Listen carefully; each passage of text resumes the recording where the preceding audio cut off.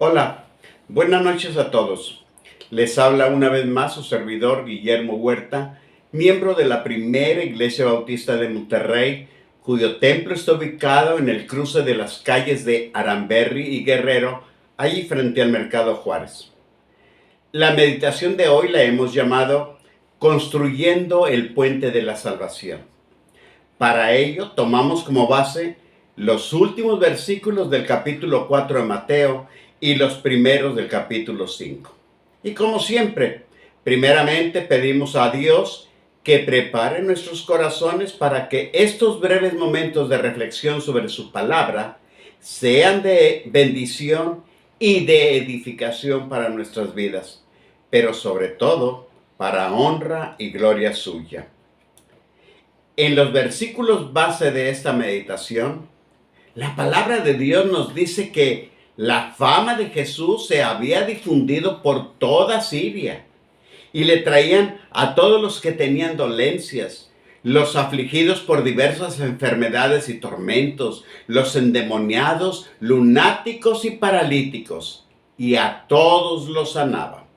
Y como una consecuencia positiva de todos esos milagros de sanidad, lo seguía mucha gente que venía de Galilea, de Decápolis, de Jerusalén, de Judea y del otro lado del Jordán.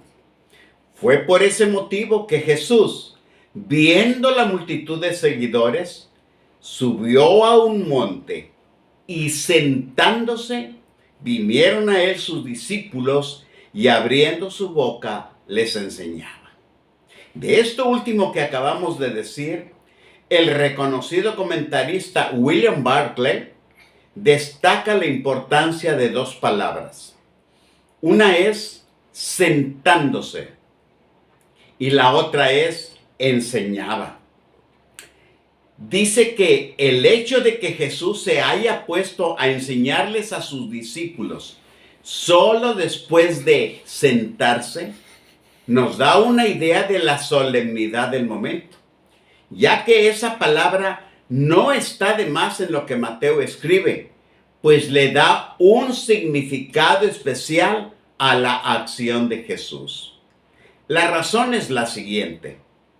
Cuando un rabino judío impartía su enseñanza oficialmente, se sentaba para hacerlo. Era algo normal que estos religiosos enseñaran tanto al estar de pie como al ir caminando. Pero su enseñanza oficial la daban cuando ocupaban su asiento. Esto es algo similar a lo que hacen los pastores de nuestras iglesias hoy en día.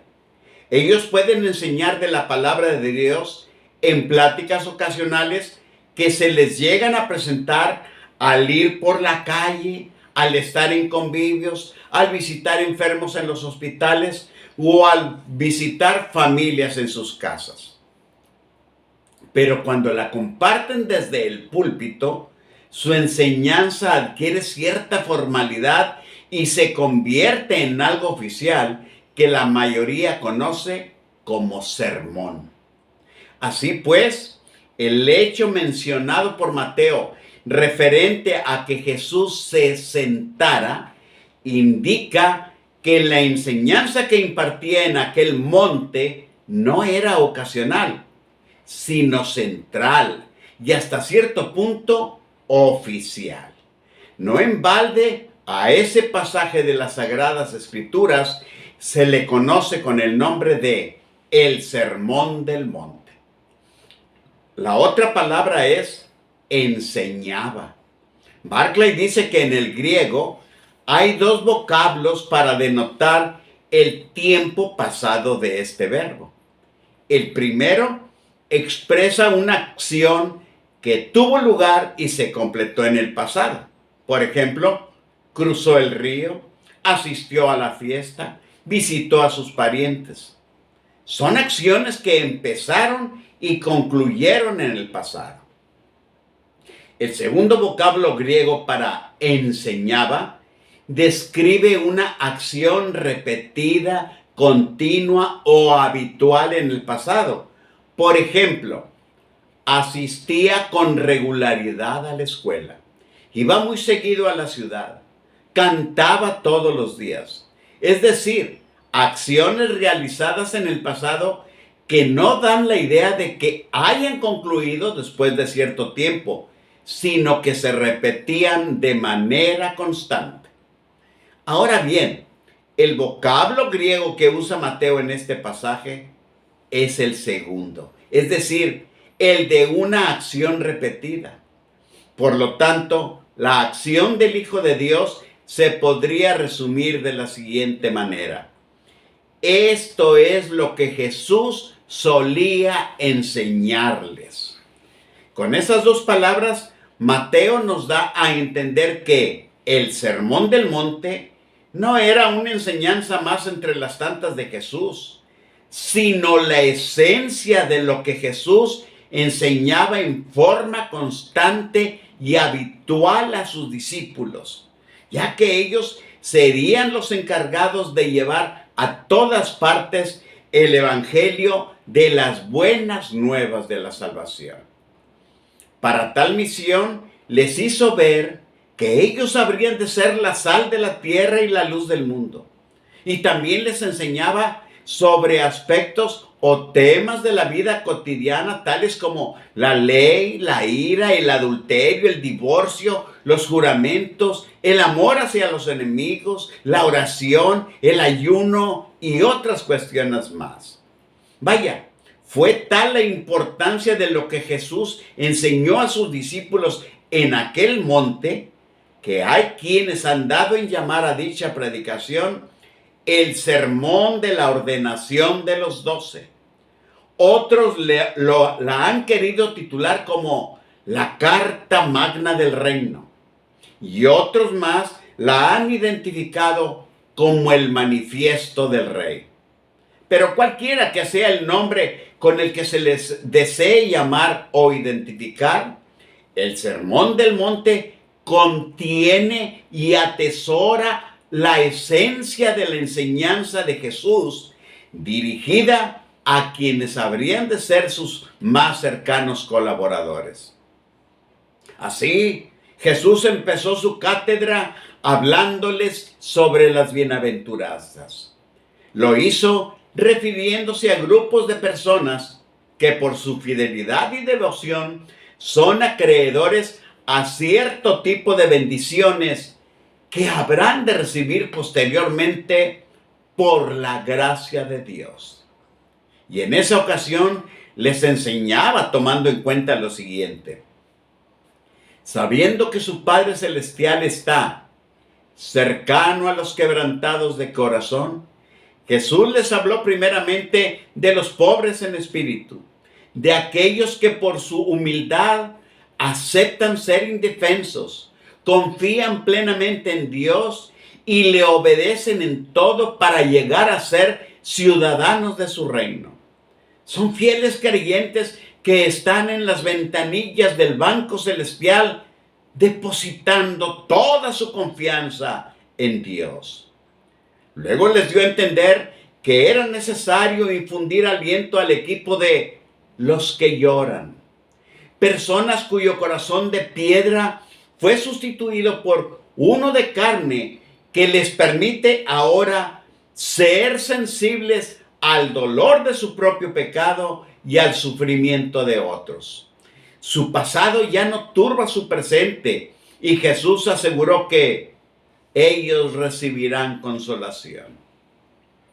Enseguida hizo alusión de manera especial al bando de los mansos, aquellos que aceptan tranquilamente lo bueno y lo malo que les sucede, pues pueden controlar sus impulsos y emociones porque ellos mismos están bajo el control de Dios.